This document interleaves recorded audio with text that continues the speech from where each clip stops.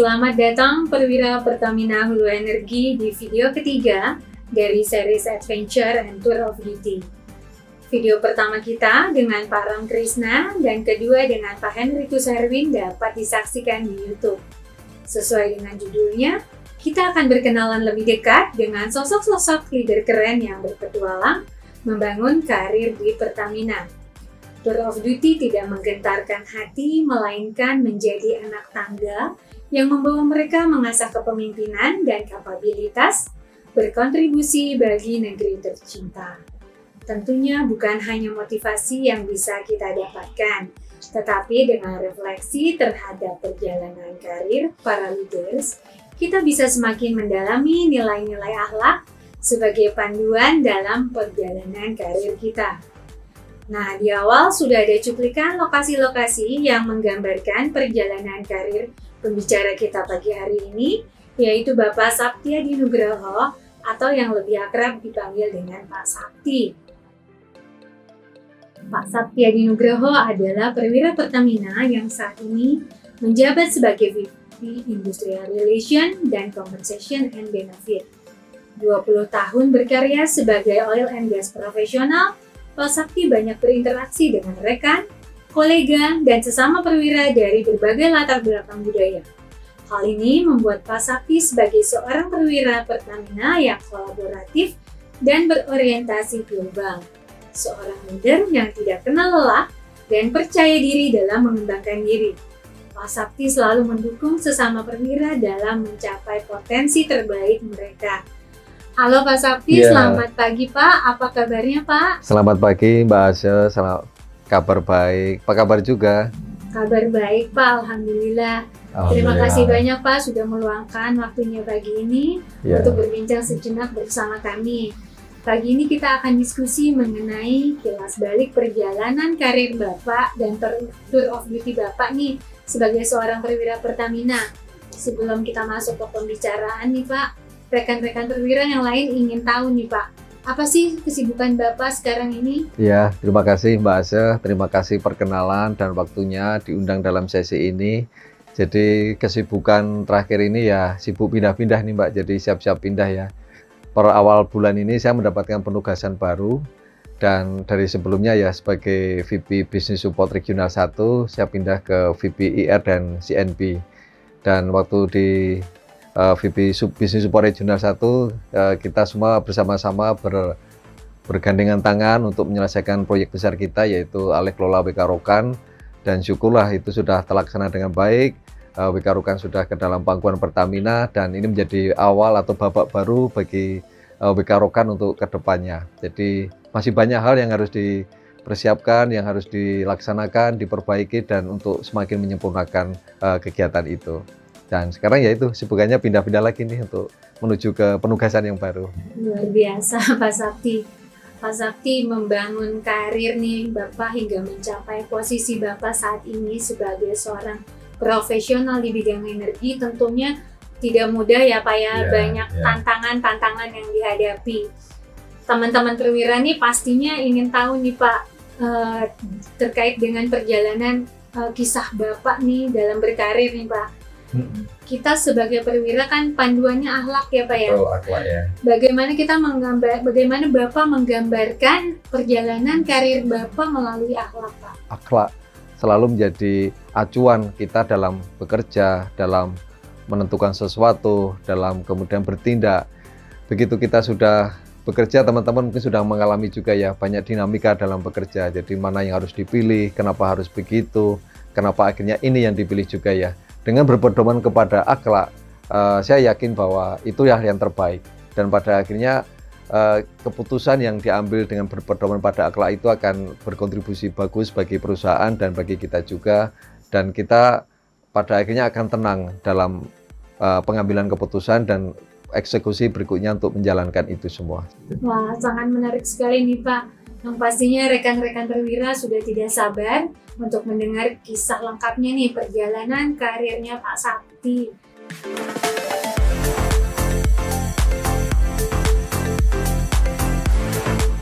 Baik Pak Sapti, kita mulai dari pengalaman pertama Bapak nih saat penugasan di Jayapura Papua sebagai Marketing Operation di Unit 7.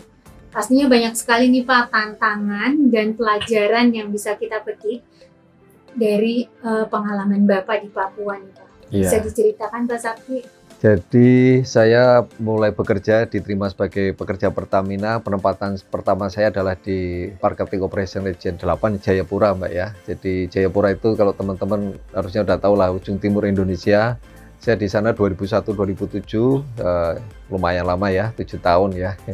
Jadi waktu itu sempat kaget juga Mbak penempatannya ya. Jadi waktu mau terima SK itu udah deg-degan juga sih. Doanya pengennya di Jawa atau tidak jauh-jauh lah dari Jakarta lah. Dapatnya kok paling jauh malah di Jayapura. Jadi ya apa boleh buat ya, harus diterima ya. Karena kita sudah terikat perjanjian kerja, harus mengikuti apa yang diperintahkan perusahaan untuk kita. Jadi ya kaget juga dan tidak terbayang ya waktu itu. Yang terbayang sebelum berangkat ya Jayapura itu serem gitu aja ya, karena jauh. Kemudian juga yang bikin serem lagi itu malarianya Mbak. Malaria itu, waduh itu udah orang kalau ke sana mesti bawa obat Pelkina ya, obat malaria itu, karena itu saking seremnya. Dan ceritanya juga begitu kan, jadi malaria itu nggak bisa sembuh. Nah kaget juga, terus ya apa boleh buat, harus ke sana juga lah. Akhirnya dijalanilah ke sana ya. Tapi ya bersyukur juga di situ ya, saya bertemu dengan kawan-kawan dari Papua. Kemudian juga sebelum ke situ saya menyadari ya bahwa wilayah Indonesia itu sangat luas sekali ya. Dan daratan Papua itu juga mungkin 1/4 wilayah Indonesia itu ya Papua itu ya, karena wilayahnya luas sekali, kemudian juga alamnya sangat bagus sekali ya. Yang sangat menggembirakan lagi ya, saya bertemu dengan kawan-kawan putra daerah Papua yang menjadi pekerja Pertamina. Mereka potensial, berbakat, dan sangat luar biasa juga ya. Wow, pastinya ini cerita yang menarik sekali Pak ya. Bapak berkomunikasi dengan beragam kebudayaan yang berbeda nih Pak. Yang Bapak temui di sana pastinya mempunyai kebudayaan yang berbeda lah dengan kita, dan cara-cara kebiasaan yang pastinya sangat berbeda. Bagaimana sih Pak cara Bapak memaksimalkan kontribusi Bapak dalam bekerja? Ya, terima kasih Mbak Asa ya. Jadi bagaimana caranya untuk memaksimalkan diri kontribusi untuk dalam bekerja ya. Jadi saya berusaha menggunakan semua potensi yang ada di saya untuk berkontribusi bagi perusahaan, memberikan yang terbaik kepada perusahaan ya. Mungkin kalau gampangnya ya bekerja seoptimal mungkin ya. Ya gampangnya lagi itu ya datang tepat waktu, kemudian kalau pulang ya jangan on time ya, mungkin pulangnya agak lebih dikit gitu ya, karena mungkin beberapa pekerjaan itu kan masih ada yang dikerjakan. Kemudian juga kita tetap mengasah ilmu, jadi kita tetap belajar, kita tetap menggangkan diri dengan training, ataupun mungkin juga sekarang banyak materi-materi yang bisa kita pelajari ya. Jadi waktu itu tahun 2001 itu di Jayapura masih sangat sepi Mbak, lembaga kursus itu tidak ada pun juga sangat terbatas ya lembaga kursus. Jadi kita kalau mau belajar mungkin ya sumber paling murah dan yang available ya di internet lah. Jadi saya banyak mempelajari hal-hal baru itu dari internet ya, ilmu-ilmu manajemen, ilmu-ilmu SDM ataupun yang terkait lainnya. Terus bagaimana saya bisa memaksimalkan atau mengoptimalkan diri untuk berkontribusi ya. Jadi waktu itu bahasa Inggris saya kebetulan nyambung ya, komunikatif lah, bisa ngomong, bisa nangkep, dan nah itu yang saya share ke kawan-kawan. Jadi waktu itu saya bikin kegiatan namanya WEM ya, Wednesday English Meeting. Jadi sesuai namanya, jadi setiap hari Rabu kami berkumpul bersama untuk berkomunikasi dan mempelajari bahasa Inggris. Jadi biasa di awal saya memberikan sedikit grammar, apakah itu simple tense, past tense, atau future, kemudian kita mencoba mempraktekannya.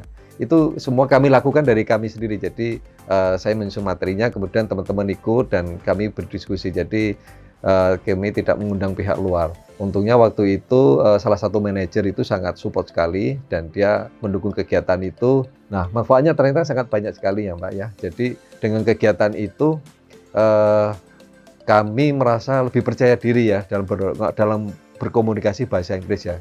Dan kemudian pada waktu itu ada kesempatan ada tamu perusahaan asing datang, kebetulan tidak menggunakan bahasa Indonesia, jadi kami dapat berkomunikasi dengan tamu asing ini. Oh, jadi saya menyadari betapa pentingnya ya itu ya. Jadi itu salah satu yang contoh bagaimana saya memaksimalkan kontribusi saya untuk perusahaan. Kompeten bagi saya adalah cerdik dalam menemukan cara untuk berkontribusi, tidak hanya bagi perusahaan, namun juga bagi perusahaan sekitar dalam lingkungan kultural apapun dan dimanapun.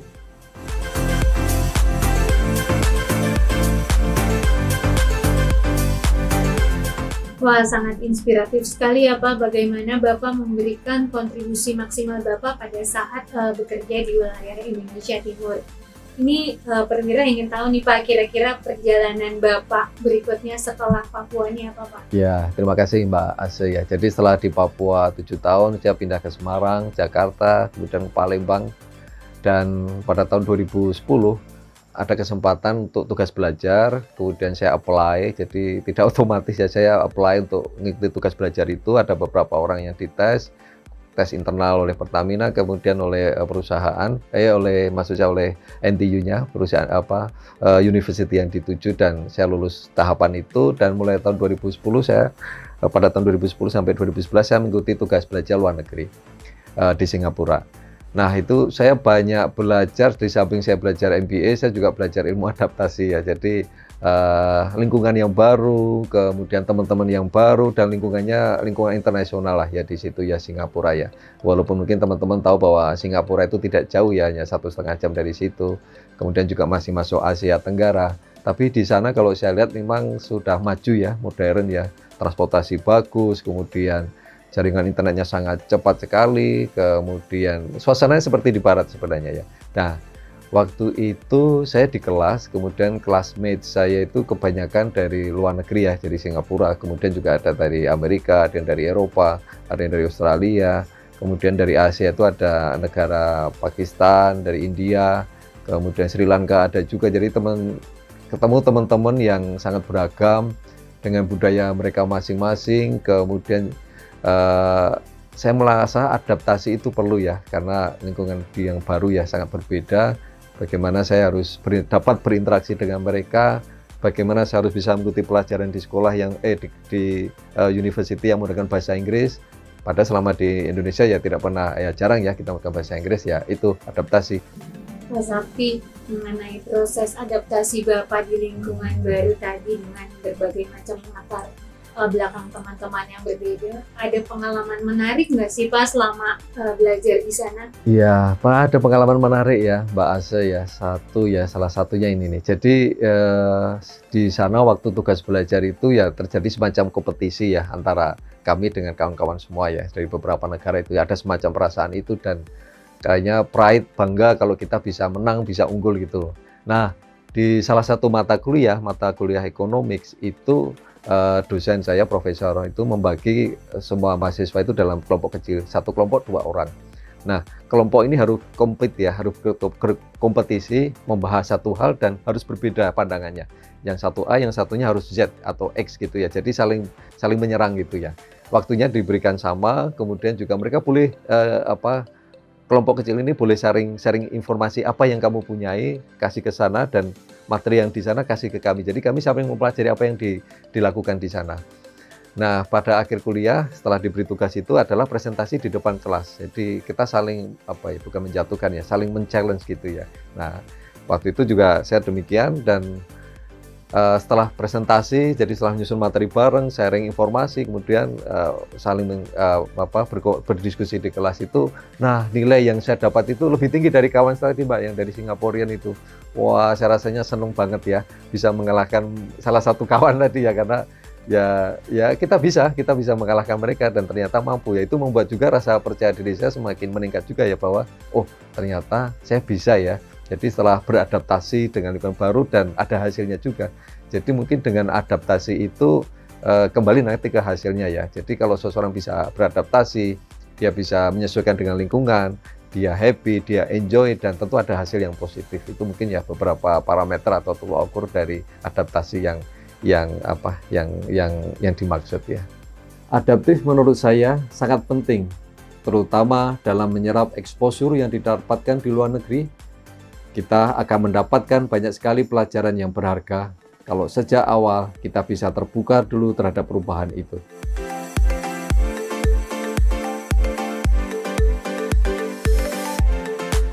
Sangat bermakna dan inspiratif terhadap kisah perjalanan karir Pak Sakti, mulai dari awal yang harus bisa menunjukkan kompetensi dan adaptif dalam memasuki lingkungan baru. Selanjutnya nih Pak Sakti, perjalanan tour of duty Bapak berikutnya apa nih Pak? Wah, ini seru nih perjalanan berikutnya itu ke Irak nih ceritanya Mbak ya. Jadi pada waktu itu sekitar tahun 2015 di broadcast Pertamina ada pengumuman IJP nih, Internet Job Posting. Jadi IJP itu sudah dari dulu ya di Pertamina. Itu ada kesempatan untuk bekerja di luar negeri. Jadi pengumuman untuk IJP. Saya melihat iklannya, kemudian saya baca-baca. Jadi ada satu lowongan yang saya bisa memenuhi persyaratan itu. Jadi posisinya adalah Leadership Development Advisor. Dia mensyaratkan 10 tahun pengalaman bekerja, kemudian terbiasa juga untuk mengembangkan orang, berkomunikasi dengan tim manajemen. Saya melihat itu, kemudian sebenarnya awalnya itu penempatannya di Dubai, Mbak. Jadi pola kerjanya di Dubai dan 11 bulan di Dubai, 1 bulan di libur balik ke Jakarta. Wah, itu kan menarik kan? Kapan lagi nih bayangan saya kalau bukan sekarang nih saya udah sekolah ke luar negeri, sudah tinggal nih kesempatan bekerja nih di luar negeri. Akhirnya saya mencoba itu dan saya apply di situ. Apply itu yang mengikuti prosedurnya, apply dan ada panggilan nih. Ada panggilan, kemudian tahapan berikutnya wawancara dengan lead kontraktornya itu dari perusahaan itu. Nah, wawancara 2 kali, saya lolos dan akhirnya keterima. Itulah backgroundnya ya. Dan berangkatlah saya ke sana ke Dubai. Tapi di tengah itu sebelum berangkat itu satu lagi yang belum ada perubahan. Jadi yang semula itu penempatannya di Dubai berubah menjadi penempatannya di Basra dan polanya adalah rotator. 28 hari kerja, 28 hari off. Wah, saya pikir-pikir wah enak juga nih ya, 28 on, 28 off itu kan. Akhirnya saya pikir, kenapa tidak ya? Tapi juga satu sisi serem juga ya, Irak waktu itu kan 2015-16 itu kan kalau dengar Irak itu waduh sudah mungkin ada ISIS di situ, ada perang. Saya pikir-pikir, tapi ini kan kontraktornya world class kontraktor ya, yang mungkin menjaga safety itu adalah segalanya ya. Jadi udahlah saya ambil aja lah ya. Akhirnya saya izin bos saya, terus dirilis lah Kak untuk ke situ. Nah itu backgroundnya. Akhirnya berangkatlah saya ceritanya ke Irak dan di situ saya belajar ilmu lagi nih, belajar skill lagi yaitu kolaboratif ya. Karena di project itu para pekerjanya berasal dari seluruh negara Mbak. Jadi ada yang dari Afrika, Amerika, ada dari Asia, semua negara ada di situ ibaratnya ya. Ada India, ada ya dari Rusia juga. Jadi udah bahasa Inggrisnya macam-macam, ada kebiasaan juga macam-macam. Ya culture-nya beda-beda juga. Dan kemudian kami juga berasal dari beberapa perusahaan, tidak hanya Pertamina. Jadi di situ ada beberapa multinational company dan berpartner dengan rekan lokalnya, jadi South Oil Company di sana. Itu menjadi exposure adventure saya berikutnya ya. Jadi bagaimana kami dari beberapa perusahaan yang berbeda, culture yang berbeda, negara yang berbeda bersama-sama untuk mewujudkan satu tujuan. Nah, tujuannya apa? Tujuannya adalah mempertahankan dan meningkatkan produksi minyak. Jadi crude ya. Jadi waktu itu produksi itu sekitar 400.000 barrel per hari, dicoba untuk tetap bertahan atau ditingkatkan ke 500-an barrel per hari. Jadi seni kolaborasi ya, jadi dengan berbagai macam perbedaan, berbagai macam latar belakang, tapi kita harus bisa satu tim solid untuk mencapai tujuan itu. Itu yang saya pelajari waktu di sana, Mbak ya. Luar biasa, ini ceritanya sangat menarik, Perwira, dan sangat inspiratif sekali perjalanan karirnya Pak Sapti di Irak. Mungkin tidak semua orang ya Pak ya bisa mendapatkan exposure seperti Pak Sapti. Ini untuk pengalaman di Irak seperti tadi Pak, dengan berbagai macam latar belakang budaya yang berbeda juga. Apakah ada pengalaman yang sangat menarik buat Bapak atau berkesan sekali buat Bapak sampai Bapak ingat sampai saat ini? Ya, itu pengalamannya ada yang menarik dan menyeramkan sebenarnya ya. Jadi teman-teman, Irak itu waktu itu masih cukup daerah rawan ya. Jadi daerah rawan itu ditunjukkan dengan ini ya. Jadi selama kami di sana, kami tidak boleh kemana-mana. Jadi begitu datang di bandara, kami dijemput oleh APT ya, Armed Protection Team. Itu adalah tentara yang bersenjata lengkap ya. Kemudian dia akan menggunakan mobil itu juga antri peluru mobilnya. Jadi biasanya untuk penjemputan itu yang depan adalah mobil pengawal, kemudian yang di belakang adalah penumpangnya. Dan base yang dipakai itu adalah anti peluru, semua kacanya anti peluru. Jadi ya aman ya kalau ada apa-apa ya. Nah, itu kondisinya ya untuk menggambarkan seperti apa kondisi di sana ya. Kemudian dari bandara kami ke camp. Kemudian di camp itu ya stay di situ, nggak boleh jalan-jalan kemana-mana. di camp itu, bayangannya camp itu kalau teman-teman pada melihat film Sniper, itu mungkin ada gambaran di situ juga ya. Itu kan settingnya di daerah gurun juga.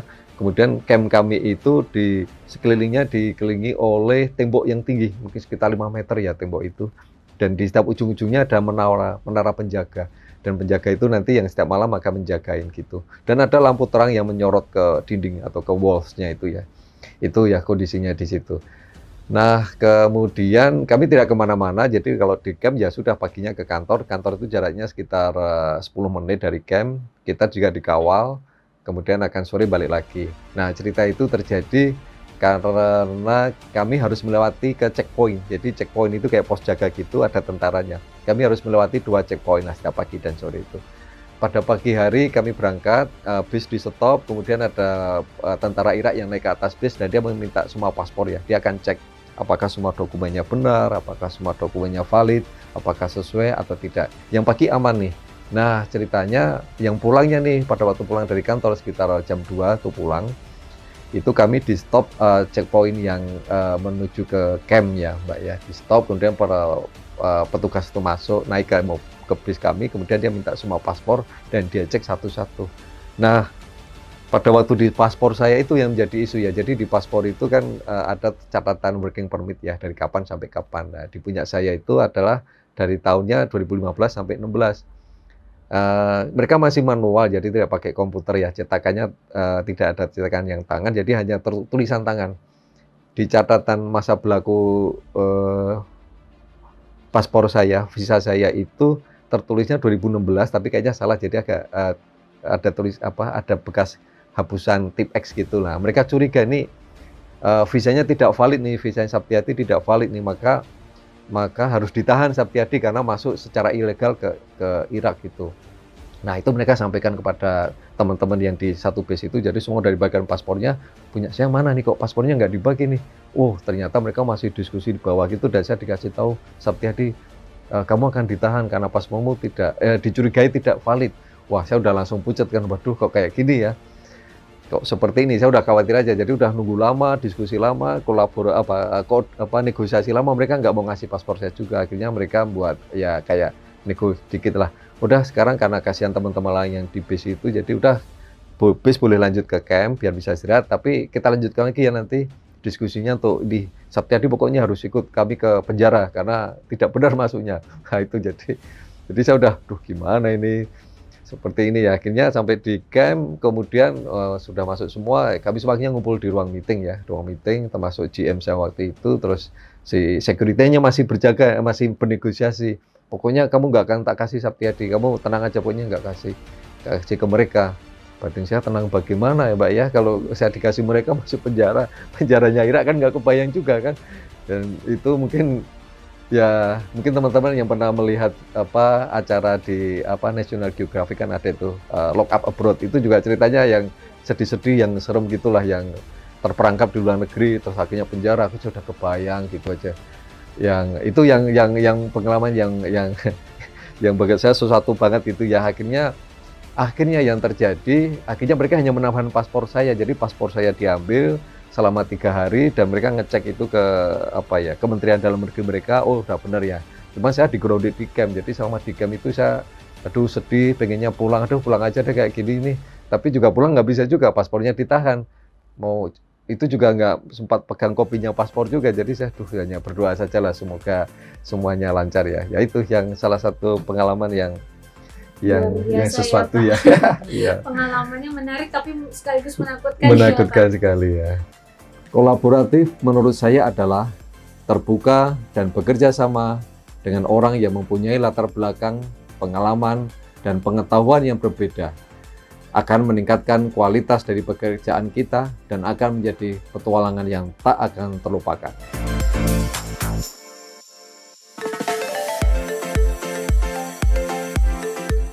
Wah, luar biasa ya Pak pengalaman kerja di Irak. Sepertinya saya tidak terbayang Pak bekerja di Irak dengan exposure-nya memang sangat-sangat tinggi sekali ya Pak ya.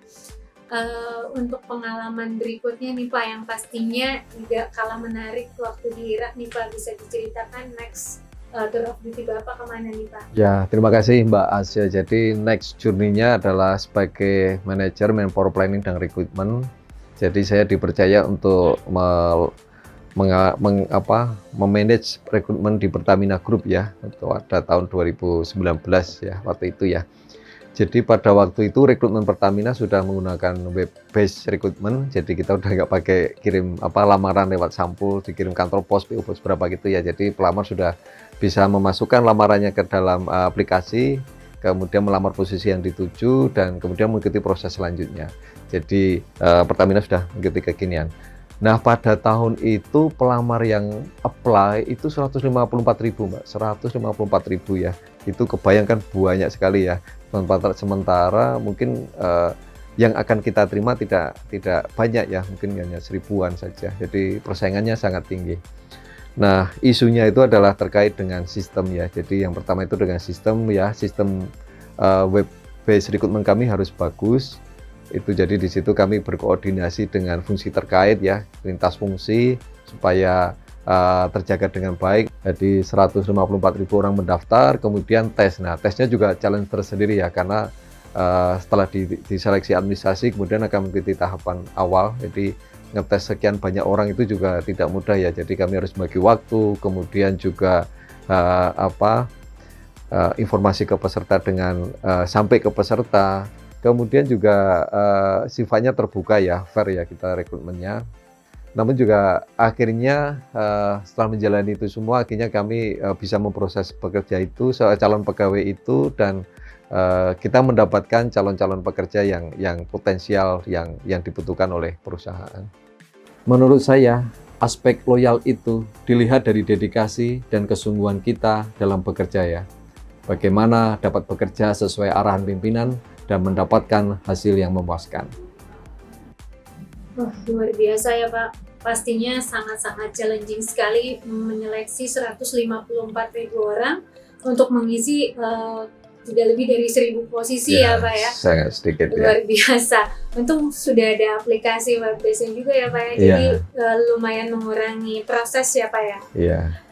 Oke Pak, ini menarik sekali nih perjalanan tour of duty Bapak, dari cerita Bapak tadi dari awal sampai akhir. Bapak memulainya dari Papua, penugasan di daerah-daerah lain juga, kemudian Bapak ke negara lain juga. Pastinya bertemu dengan berbagai macam budaya yang berbeda-beda ya Pak ya, latar belakang orang yang berbeda-beda. Bagaimana Bapak menyikapi perbedaan budaya tersebut sehingga menciptakan lingkungan kerja yang kondusif sehingga bisa menghasilkan performance yang terbaik gitu. Jadi dari pengalaman saya dalam waktu mengikuti atau masuk ke lingkungan kerja yang baru ya, saya biasa akan melihat tim saya atau sekeliling saya ya, tim kecil dulu, kemudian akan melihat ke tim yang lebih besar lagi ya. Siapakah jadi tim saya ini? Jadi saya pakai kata adalah memahami ya, memahami. Jadi bukan sekedar mengetahui siapakah ASE ini, siapakah ini, tapi saya memahami benar tim ini. Jadi misalkan saya punya tim kecil 5 orang, saya akan berusaha memahami A, B, C, D itu kayak apa sih orangnya, seperti apa pola komunikasinya, bagaimana tantangan yang dihadapi saat ini lagi ngapain. Jadi saya tahu betul sih kawan ini seperti apa sih, kemudian harapannya dia apa juga, aspirasinya apa. Jadi setelah memahami itu, memahami tim tadi atau orang-orang kawan-kawan tadi, kemudian yang kedua adalah poin berikutnya adalah menghormati ya. Jadi kami saling menghormati pendapat, kan ya kita dalam berkomunikasi, kita berinteraksi, bekerja kan beda pendapat masing-masing kan. Jadi ya itu sesuatu yang wajar, yang oke ya. Jadi ya, menghormati dia ya, menghormati pendapatnya seperti apa, kemudian diajak diskusi. Nah dari situ mungkin nanti akan terdapat chemistry ya dalam satu kelompok. Itu baru suatu kelompok kecil ya. Nah begitu nanti kita masuk kelompok besar, kita mungkin juga akan memahami kelompok yang di sana seperti apa sih. Oh seperti ini ya lingkungannya. Itu yang step-step yang saya lakukan. Kemudian setelah memahami, kemudian adalah menghormati. Kemudian juga ada kalau lebih dalam skop internasional juga kita, atau mungkin beda suku ya juga bisa ya. Di setiap daerah, setiap suku itu ada yang ada sensitif, ada hal-hal sensitif ya. Itu akan menjadi hot buttons ya. Hot buttons itu maksud saya kalau begitu hal itu tersentuh atau hal itu ditanyakan atau hal itu terganggu, maka yang bersangkutan akan bereaksi dan itu reaksinya cenderung negatif. Nah, itu yang tidak bisa kita lakukan ya. Jadi itu yang harus kita jagain supaya itu tetap termaintain, tetap terjaga dan kita tidak mengganggu gitu. Nah, kemudian berikutnya adalah sebelum kita bisa membangun tim yang harmonis atau yang kolaboratif, kita juga harus mengetahui maksud saya begini ya, kebiasaan, budaya, dan kalau bisa kita berinteraksi dan menjadi dekat ya. Waktu itu sebagai contoh, saya ambil contoh adalah waktu saya di Irak ya. Jadi orang Irak itu sukanya kumpul-kumpul juga seperti kita ya, mungkin kayak ngerumpi gitu ya. Kumpul-kumpul, nah biasanya tuh kalau pagi mereka bawa makanan tuh, dibawa pakai kresek ya. Makanan banyak dibawa, mereka ngajak makan. Jadi ya kayak kita mungkin ya, kalau kita kan bawa sendiri-sendiri ya, kita beli di kantin. Kalau ini nggak, di salah satu kawan bawa, kemudian kumpul, jadi jam 7.30 tuh kumpul bareng dan mereka akan ngajak makan. Itu budaya mereka, makan pagi gitu. Dan makanannya juga makanan mereka ya, jadi makanan khas mereka. Jadi ada kebab, ada nasi biryani itu, pokoknya enak deh. Jadi itu ya maksudnya kita menghargai culture mereka, budaya mereka, dan kalau bisa kita turun atau blending ya, istilah anak-anak sekarang ya, ngeblend sama mereka. Nah, begitu mereka merasa, oh kayaknya sama ya. Maksudnya ini mereka ini sudah suatu modal dasar yang bisa kita sudah harmonis ya ini. Tinggal kita mau kemana nih. Nah itu tergantung tujuan dari masing-masing kelompok tadi, apakah meningkatkan produksi ataukah untuk berkolaborasi mencapai tujuan tertentu, membahas apa, itu akan lebih mudah. Jadi secara teori begitu ya, Mbak Asya ya, apa yang itu untuk bagaimana berkolaborasi menciptakan harmoni sehingga kita bisa bersama sebagai satu tim untuk mencapai tujuan. Terima kasih banyak Pak untuk penjelasan perjalanan Tour of Duty Bapak yang sangat-sangat menarik ini dan pastinya menginspirasi para rekan perwira. Setiap budaya pasti memiliki hal yang sensitif dan harus kita hargai. Menurut saya, harmonis adalah menghargai setiap orang apapun latar belakangnya. Setelah kita menghargai rekan kerja kita, disitulah kita dapat membangun lingkungan kerja yang kondusif. Para perwira, banyak sekali perjalanan dari Pak Saptiadi yang dapat menjadi inspirasi bagi kita semua. Semoga dapat menjadikan kita menjadi perwira yang lebih tangguh dan lebih bersemangat. Pembicaraan kita hari ini sangat menarik sekali ya Pak Sapti. Tidak terasa sudah sampai di akhir acara. Pak Sapti, ada closing statement yang akan disampaikan Pak untuk para perwira? Teman-teman sekalian, terima kasih atas kesempatannya kita di ujung acara ini. Sebagai closing, saya akan menyampaikan pertama bahwa kemampuan beradaptasi mutlak teman-teman sekalian miliki, karena dengan kemampuan beradaptasi, maka teman-teman sekalian bisa atau akan berhasil nantinya menghadapi tantangan yang ke depan ya. Jadi tantangan ke depan tidak akan semakin berkurang, namun justru akan semakin bertambah. Kita harus mampu menyesuaikan diri kita, beradaptasi dengan tantangan itu, mengambil langkah-langkah yang bisa dilakukan untuk menciptakan hasil yang terbaik. Tour of Duty sebagai sarana untuk mengembangkan diri bukanlah sesuatu yang menakutkan. Dari cerita saya tadi, teman-teman sekalian bisa melihat bahwa banyak keuntungan atau benefit yang kita peroleh dengan Tour of Duty. Kita bisa banyak teman, kemudian kita bisa mengenal masalah lebih banyak lagi, kita berlatih menangani masalah, kasus, dan kemudian kita bisa mengambil keputusan yang terbaik bagi perusahaan. Teman-teman sekalian, tetap semangat dalam menjalankan Tour of Duty, tidak perlu khawatir, dan tetaplah bahwa apa yang dilakukan itu adalah yang terbaik atau mengabdi untuk negeri itu adalah sesuatu yang sangat berharga bagi negeri ini dan tentu saja bagi perusahaan tercinta. Terima kasih.